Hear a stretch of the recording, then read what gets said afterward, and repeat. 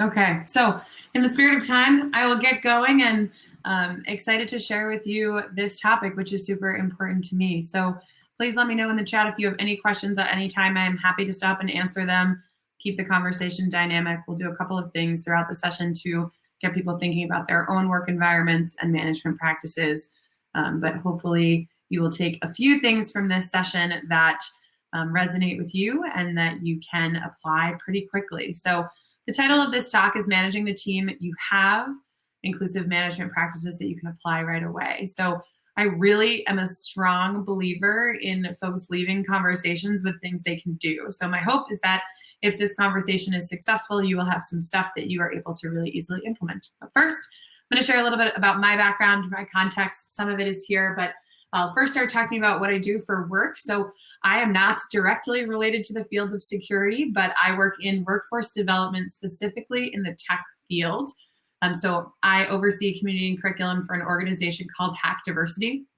And Hack Diversity is a talent provider seeking to increase representation for Black and Latinx aspiring tech professionals in the Boston area specifically.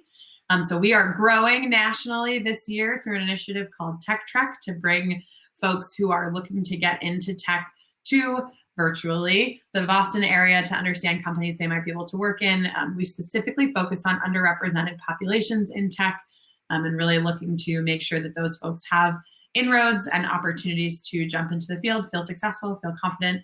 And so I really love working with early career professionals. That is one of my favorite things to do.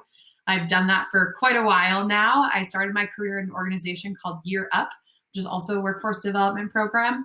And over the course of my career have worked indirectly or directly as the sort of supervisor through workforce development programs of over 500 early career professionals getting into different career paths, many of whom have been pursuing tech. So I can tell you all about what it's like to work with young people, specifically from underrepresented groups, and what it takes to bring really inclusive practices to those spaces. But first, a little bit more about my background and what I would want someone to know if they were managing me, and what considerations go into me as an employee and who I am, what I bring to the table. So talked about my experience specifically. My racial identity is white, and I've been heavily socialized within the US corporate culture. The reason I state that specifically is because while that's true for me, it's not for everyone, and it is something that is worth considering when you are when you are thinking about who's on your team, what's the makeup of the folks that you are potentially bringing into an organization, how comfortable are they in a corporate setting, how much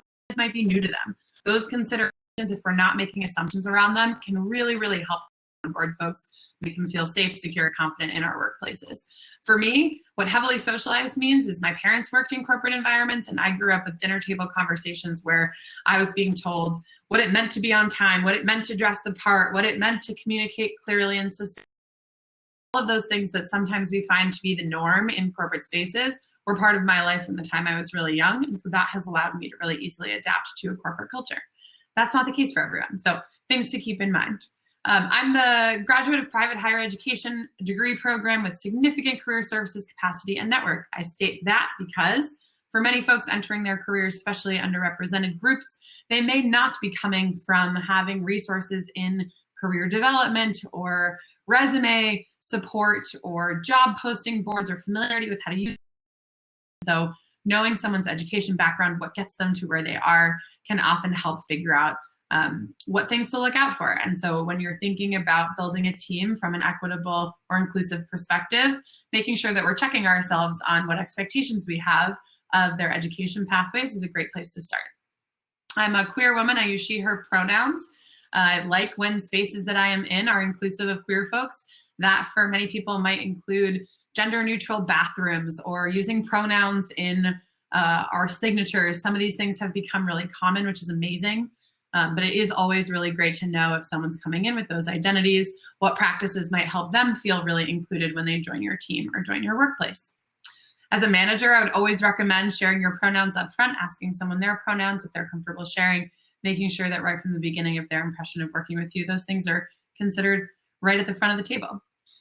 My access needs are met by traditionally available technology and furniture. So this is another statement that I think often is just the norm, or we've taken to be the norm or an assumption. I've learned through doing a bunch of these sort of workshops and different opportunities that being able to ask people for their access needs is such an amazing inclusive practice. It allows you to understand what people need to feel really successful on your team, in your office, in a session.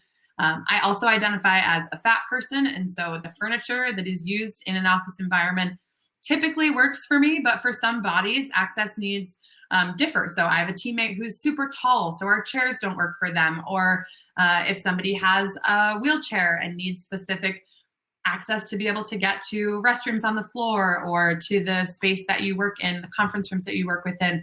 Those are all things that it can be really powerful as a manager to just ask up front, make part of the early conversations, and model that that's okay to share by saying, my access needs are met. Does anybody else have access needs that aren't being met or that we can help to accommodate as we get started working together as a team?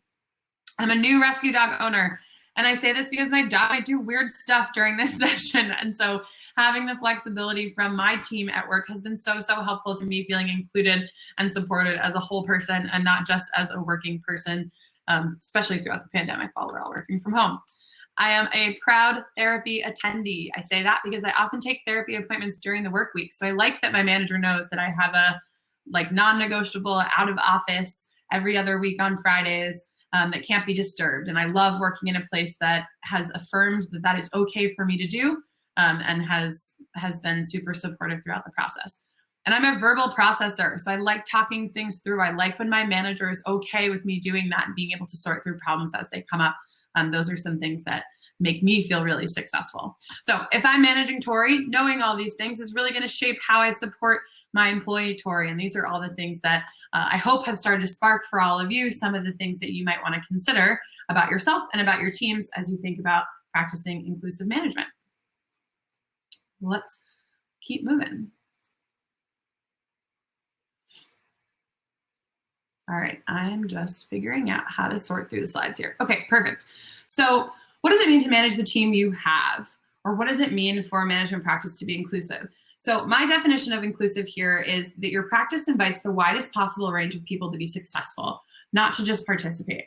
Often when we talk about inclusion, we talk about that a person can literally be there. They are literally invited, they are literally included, there is literally a space for them, but can they thrive there? Can they be really successful? And so inclusive management practices to me means that we're taking into consideration steps that would need to be taken for everyone or the widest possible range of people to thrive or to be really successful.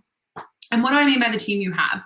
This to me is building an understanding of who's on your team, who they actually are, what they're really good at, what they care about, what they struggle with, what they want to be when they grow up, so to speak, and to the extent that they're comfortable sharing anything about their lives outside of work that might impact their lives inside work. I think we all know by now that who we are outside of work, it shows up in our day-to-day lives. It means we might have a bad day, it means we might not be ourselves, means we might be super stoked or really motivated one week, really unmotivated another week. And I think oftentimes it's normal to just say, tell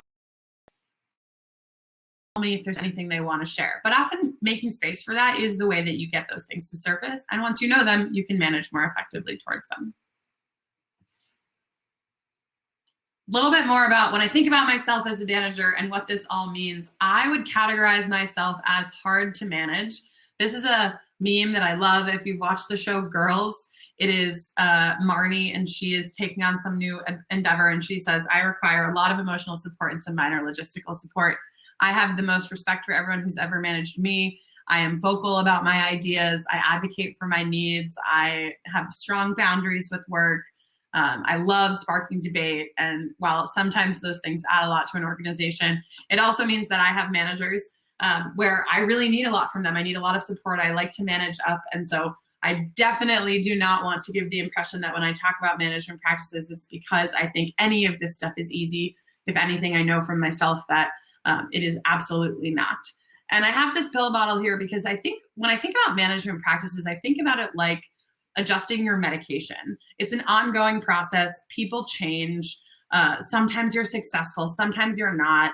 You wonder why one day something is working and the next day it doesn't feel like it's working anymore. But I think if we think about how we manage our teams as this process that is meant to change, we will be less frustrated when something isn't working. If we know that it's ongoing, we know that it's active, then we continue to stick to it. And that's how you really start to figure out the rhythm of what works with the different people that you'll manage in your time as a manager.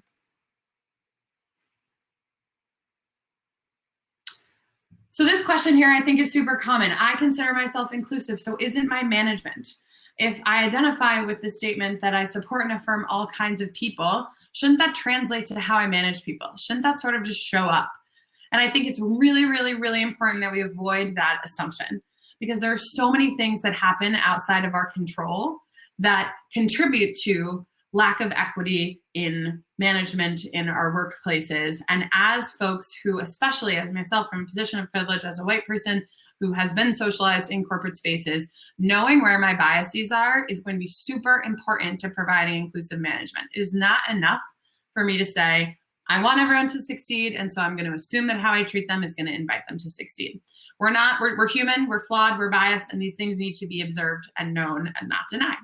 So I'm going to kind of point us to a couple of different examples of things that kind of get in the way of being truly inclusive in our management practices just by virtue of being normalized in these cultures. So one is affinity bias, which means we favor people who are like us. And so I've drawn out here what some of the pitfalls are to that. What happens if you actually let these things play out?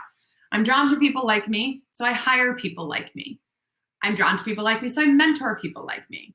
I promote people like me. And what does that mean? That if someone's not like you, they grew up with a different background, they have a different racial identity, they're a different gender, they have different interests, they have a different communication style, so they don't get promoted on your team. We don't want that. Like, we wouldn't say that we were okay with that, but it's really easy to see how those things happen. And so stopping them up front by knowing, I know that I'm going to have this affinity bias, so I want to get in front of that by bringing people into my interview pool that aren't just like me, or having other interviewers, having the same questions asked across the board, and taking out some of the things that create bias, like asking a certain question to a candidate because I have a hunch about how they might answer, versus making the conversation a little more informal with someone who I really feel like I'm getting along with well.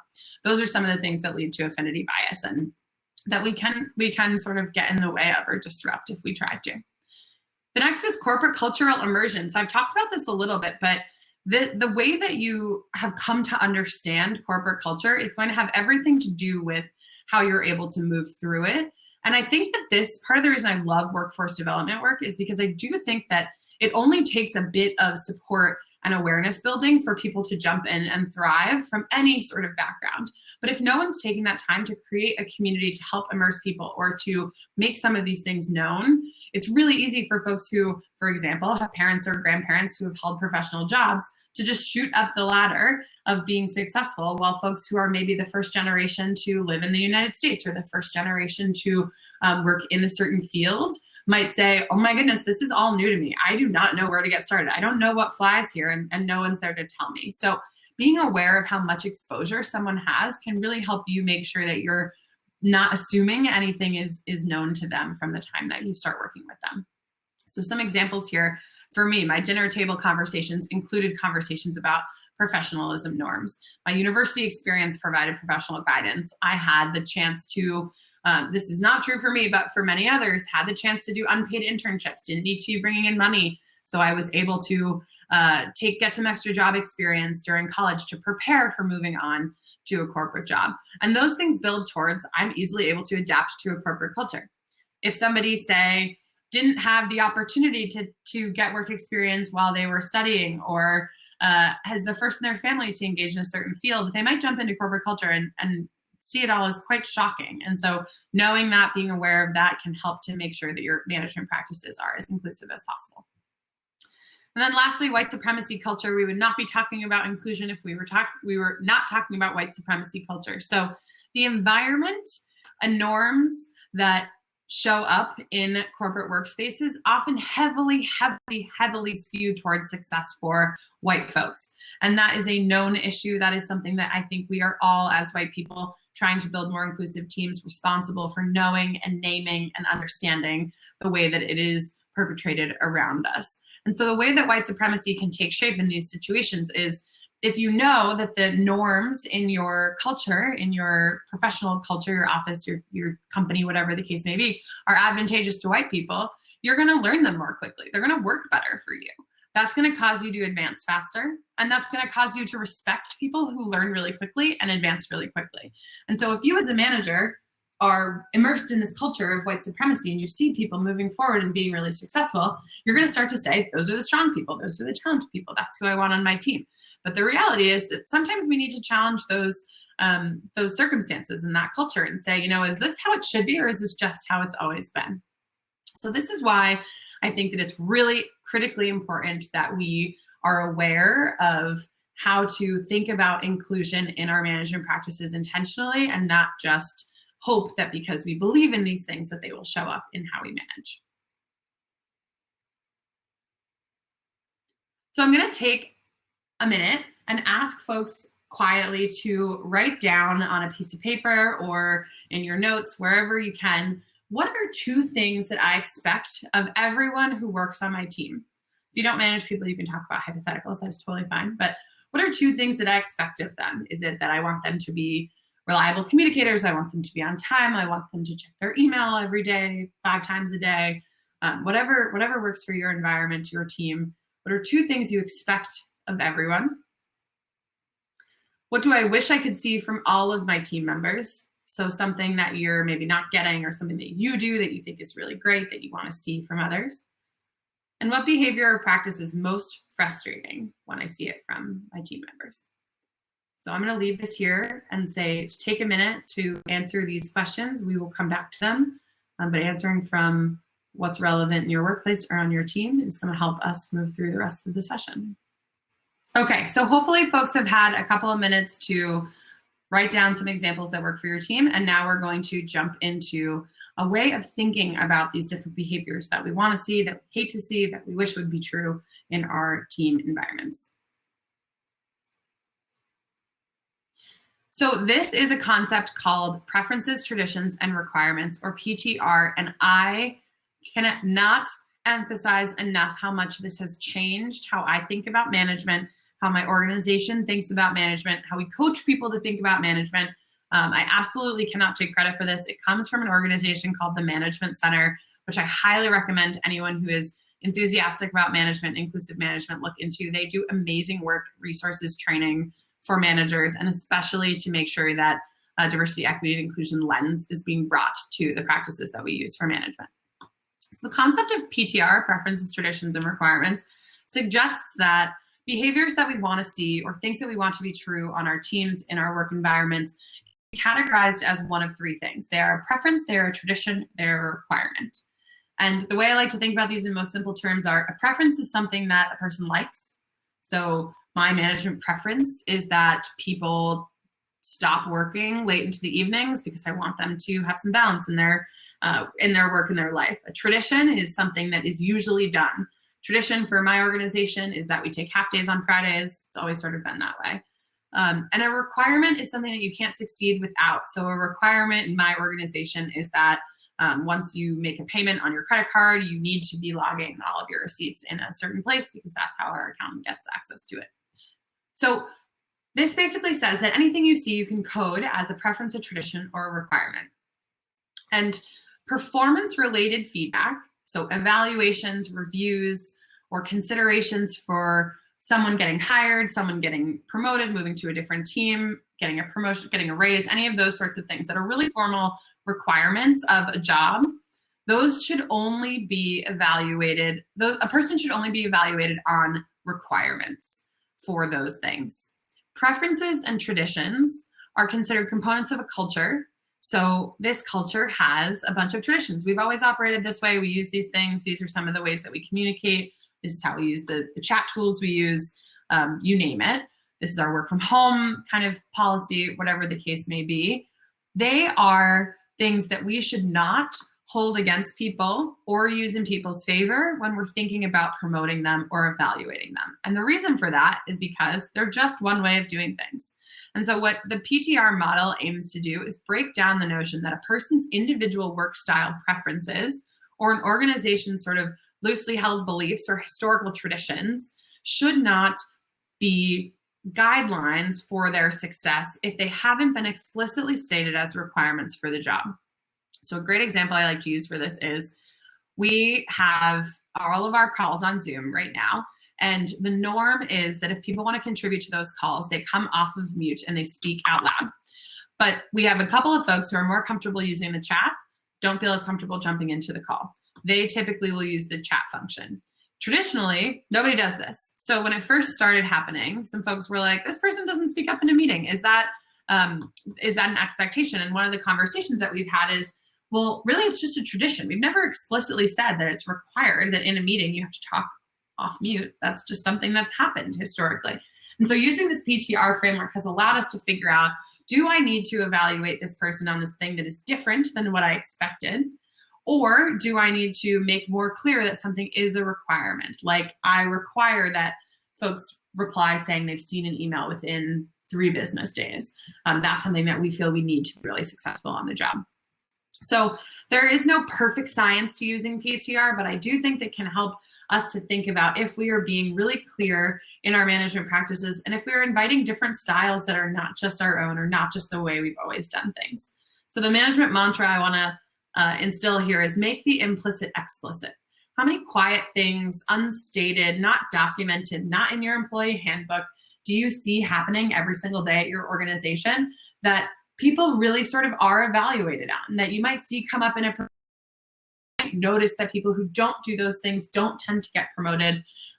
It might not seem like a big deal. You might think, people can figure that out. They should be able to infer, they watch it, they observe the culture.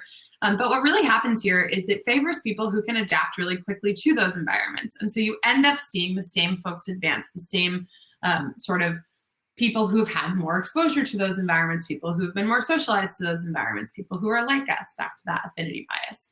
And so I highly recommend #1 practice for inclusive management is think about everything that your employee needs to do to be successful and ask yourself as the manager, have I told them? Do I know that that is listed somewhere for them in how they can be successful? And if it's not, then there's more work to do. So I want folks to think, now that you have those kind of ideas written down about what you'd like to see from your team, are they preferences? Are they traditions? Are they requirements? And if they're not requirements, which I think what we find when we do this exercise is that usually they're not requirements, even though we want them to be.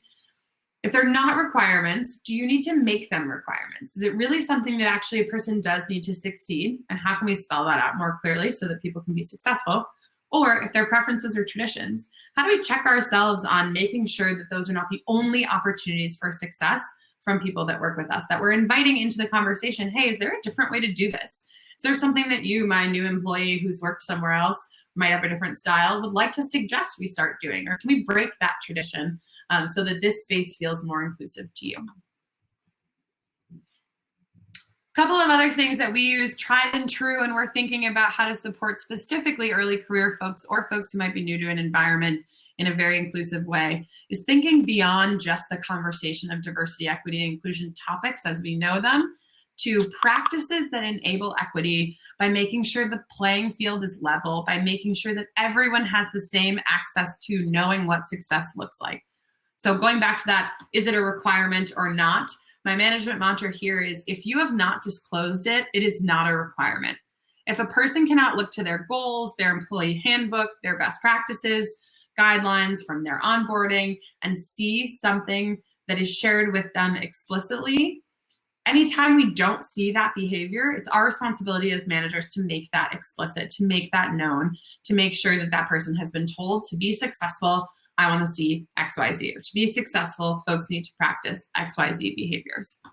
Easiest ways to do this, what we like to call the 30, 60, 90-day plan. It's an onboarding tool. I'm sure many folks have heard of it, where you build a kind of mini set of goals for how a person can first 30 days, then their 60 days, then their 90 days. We ask managers to schedule check-ins at each of those points to go over, how did we do? Do we need to recalibrate? Is there anything I, as your manager, can do to better support you towards being able to meet these guidelines for success?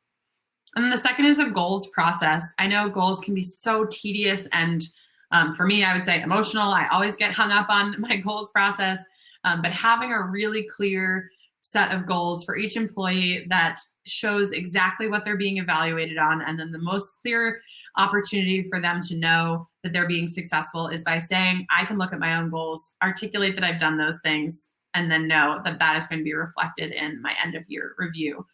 Anytime you find that you're putting feedback in a review that does not map to goals, that might be an example to check, is this a preference or a tradition, or is this something that I actually require from my team? And I put an anchor here because I think that these tools, while sometimes they might not feel like they work in an environment, I think they can be anchors. They can be level setters. They can make sure that they have something that we can always go back to use. My next kind of focal point here is mentorship is not sponsorship. So we talk a lot about at Hack Diversity, the difference between being a mentor and being a sponsor. Being a mentor is being able to help guide folks with psychosocial support and career advice. Being a sponsor is using resources, position, and power to help someone attain career awards. There is data that shows that for specifically Black folks entering the workforce, sponsorship happens later and less often. And traditionally, we see that folks, because of things like affinity bias, that folks sort of find more mentorship or more advancement opportunities if they come from backgrounds that are typically represented in these spaces. So being intentional as a manager about making sure that you are not just providing mentorship, but actually sponsoring your employees towards their development in your organization or outside of it is how we can really make sure we're being inclusive. So some examples of sponsorship that I think are really great opportunities to model this. One, prioritizing their time with you. So as a manager, it can be so easy to say, I think they're doing fine, or the projects that they're working on are not super important to me. So I have a really big, huge deadline or major priority. I'm going to cancel my one-on-one meeting that I have scheduled. We'll get back to it. They'll follow up with me if needed. I really like to challenge managers to make sure that they respect this time, because if you are not finding it helpful or they are not finding it helpful, that is a flaw in design, not because the actual space held is not important. So thinking about how you set up those meetings, how you talk about professional development, how you ask the employee to come prepared or to lead that meeting if that's your preference, all of those things can make sure that you are able to kind of advance that person's career, make sure opportunities are presented to them and development opportunities are shared. If you're not holding space for that because it doesn't feel valuable, then none of those things are going to happen. All that's going to happen is you're going to get a little bit more time back on your calendar, but it probably isn't going to help steward that person towards opportunities that are going to help drive their career advancement. The next option for sponsorship is finding mentors for your team members if you're not connecting. So knowing when we are not the best person to help make our teammate feel they're most successful. That is okay. Your job as your manager is not to be their number one ally in the organization. It's great when that happens, but sometimes you might say, I see that you get along better, or you have a better communication style, or I know some folks I might connect you with outside of our organization to help make sure you're feeling really supported as you adjust to this role or as you prepare for your next promotion, whatever the case may be. But knowing that your team members have folks in their network, we like to call it a constellation of support that they can go to, even when you might not be the best resource for them for any number of reasons. Create space for them to share in meetings or presentations, especially when we're thinking about underrepresented or historically marginalized groups. Having the confidence and not being talked over, making sure that their voice is respected in group spaces is a major ongoing uphill battle. So as a manager, opening up that space, saying things like, Joe has some really great work that I'd like him to showcase. So I put 10 minutes on the all-team meeting for Joe to share about this project he's been working on. Or in a space where your employee is not present, saying, I want to take a couple minutes to highlight the really great work that Susan has contributed on my team. They have been going above and beyond to contribute to this bigger organizational effort, and I want to make sure they're getting appropriate recognition. If you're not doing those things, especially if your teammate is someone who maybe has a different communication style or comes from an underrepresented background, is one of the only in their demographics, whatever those might be in your organization, they will often be overlooked. And you as a manager can head that off. You can stop it. You can make sure that they're getting the appropriate sponsorship that they need. Highlighting contributions to senior leaders, yep, exactly. And then openly discuss advancement for them. So I, in my one-to-ones with my team members, will make sure that we have a quarterly professional development conversation where things that are going on right now are not relevant. We're only talking about the future. What do you want your next role to be? What skills do you want to build? What things can I help get you in front of to make sure you feel like you're moving forward in those skills? All of those things to your employees feeling well supported and sponsored. All right, so who is the team I have? This was really revolutionary to me as an early manager. It may be to you, it may be something you've seen is all over the place, this will skill matrix. But this basically says that your employee on any different project or just as their place in that role is going to be somewhere on this matrix of lower or higher skilled in something and lower or higher motivated to do it or will. And based on where they fit in that matrix, you can provide the best possible management. So for example, if someone is high skill, low will, that means they absolutely have the tools to do the thing. They don't necessarily want to do the thing. Your task as a manager then is to motivate. The style you bring to the table is motivation. If someone has low skill in something, but high will, they're excited to do it, then you should put tools in front of them or guide them to be able to figure out how to be successful using that motivation. So this is a really helpful thing to just kind of like keep on your desk or keep bookmarked somewhere to think about, where is my team right now on this individual project or this new person, and what kind of management can I bring to them so that I'm meeting them where they're at. So the management mantra I would capture here is, do not be the manager you need. See your team the way your best managers have seen you.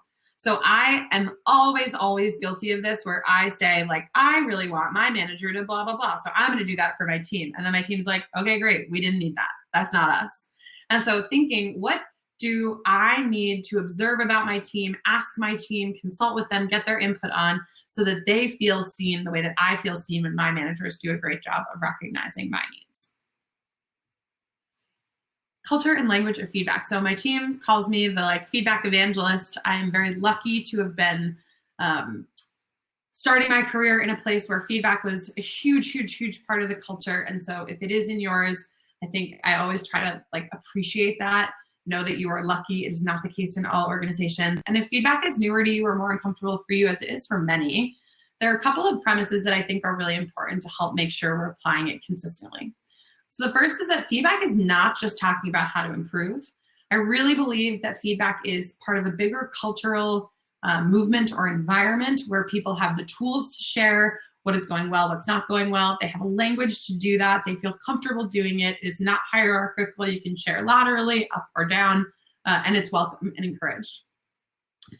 Things to note. The question, what feedback do you have for me, which we hear come up so often, is sometimes just too hard to answer. It's too much, too big, it's hard to do, especially for people that you're managing who might feel that power dynamic or structure in place there. So questions I like to think about are, is there an area where I can better support you that you're not getting enough support right now? Is there something I've done in the last month that has really made you feel well supported that I can replicate?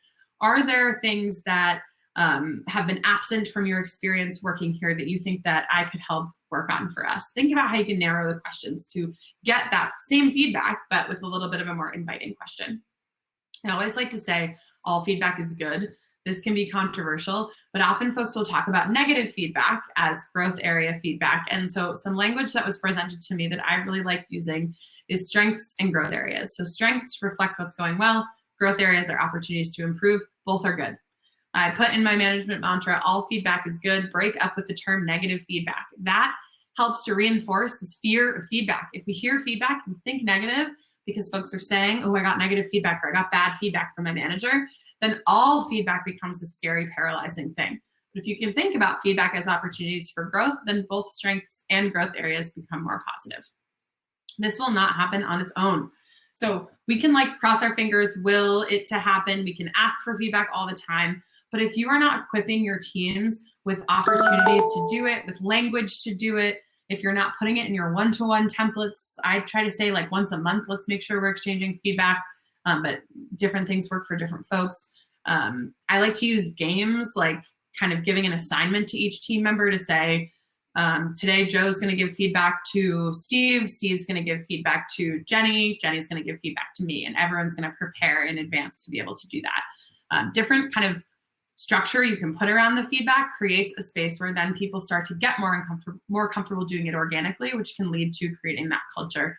And the reason feedback is so important is because we need to make sure that things are stated clearly for all to know. There is often a trend that folks who come from underrepresented backgrounds, specifically Black candidates or other BIPOC folks, are not given feedback because managers are afraid of making them feel bad or afraid of the stigma around that sort of kind of presumed bias. But ultimately, what that ends up doing is making those folks even less likely to succeed because they're not aware of opportunities for improvement the way that maybe a like me, thinks like me, looks like me, went to the same schools as I did, is comfortable sharing feedback with me because we share a language or we share some different elements of our working culture. So making sure that feedback is present to every element of your work environment and your team helps to level out those biases. So we're going to skip this in the interest of time, but I think one exercise that can be really, really helpful that I would encourage folks to consider is taking a few minutes to write out feedback that you want to give, reviewing it through that preference, tradition, requirement lens. Are these preferences and traditions, or are they requirements? Reviewing it through explicit made implicit. So is this something that I have or have not shared directly? And if I haven't shared it directly, maybe it's an opportunity for me to do so instead of feedback I need to give. Review it through a sponsorship lens. If someone's doing something that you'd like to see done differently, can you think about who might help? Is there a person on your team that you might be able to connect them to where they can get some great learning opportunity? Is there a conference that you could send them to that might help skill build? Is there something you can do to move that person forward? And then think about the language for feedback. So the language I like to use, this again was taught to me, certainly not invented, but sharing the behavior you observe and being as specific as possible. When you saw it, what was the context, where did it show up? And then share the impact of continuing that behavior. So for a requirement, that might be, if you continue this behavior, you will not see the review sort of ranking or feedback that you want on your end of your review. If it's a preference or tradition, you might say, if you continue this behavior, it might prevent you from relationship building in the organization because of some of the traditional communication norms that we have adopted here. Or it might prevent you from, I don't know, being able to connect with some of the people that you've said have been role models or potential mentors for you. How can I help you to either change that behavior, or if it's a preference or tradition, how can you help me to make sure that you feel included using the behaviors that work better for you? We can be challenged on our traditions or our preferences. And then giving opportunities for an alternate behavior. So I always think with feedback, it's so much more affirming, so much more positive. If you're also sharing, next time, how about you try X, Y, Z? Or next time, can I be a thought partner with you in preparing for X, Y, Z so that we can have the outcome that we all want? And then lastly, leaving space to discuss. I think this is so often left off of feedback conversations, but just the opportunity to say, how does that resonate with you? Do you agree? Did you experience this differently? That's one of my favorite feedback discussion questions. Did you experience this differently than I did? And if yes, what can we do to bridge that gap? How can I see something differently? How can we talk about it to get better alignment? And what might you be able to tell me that might reshape how I thought about this? But giving the person space in a feedback to share their position can be really, really helpful to building trust as well. So I would love for folks to practice this. If you have like something frustrating going on with an employee that you're like, you know, I really wish that I could get them to do this, think about these frameworks, challenge yourself with practicing these things. They're hard, but once you do them over and over and over, they start to become really easy to, or just second nature. They start to become things that you are able to practice with less effort. And so the last thing, I want to leave a few minutes if folks have questions, definitely here to answer them. Feel free to type them in the chat, but also just want to give some information about how you can connect if this was interesting to you. So Hackdiversity partners with fast-growing tech companies, specifically in Boston, but we are also starting to expand our reach outside of the Boston area. So if you are interested in the intersection of tech, racial equity, diversity, and inclusion, follow Hackdiversity on LinkedIn, Instagram, Twitter, or Facebook. And then this, our big news, our big announcement is that we are launching our Tech Trek Summit in the summer of 2021, this summer in August. It will be a 3-day opportunity for folks in tech who are about a year from entering the workforce. So we're targeting students or folks who are looking to get an internship or a job the next year. And they will be able to have a completely free opportunity to connect with different companies who are hiring and want to meet them. They will also have the ability to build community with other folks from those backgrounds from all over the country. So we're excited to launch that opportunity. If you are interested either as a company partner or you might know students who could be a great fit for this, please, please, please reach out or check us out on social so that you can get involved. And I will be here for the next couple of minutes if there are any questions, but if not, thank you so much for taking the time to listen. As you can probably tell, this stuff is exciting for me.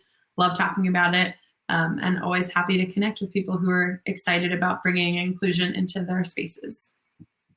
Alrighty, well, I am all set. Then if there aren't any questions, I really appreciate being able to join this conference today, and hopefully this set of resources can be valuable to folks who are getting started with management or who are looking to add new practices to their toolkit. So thank you all.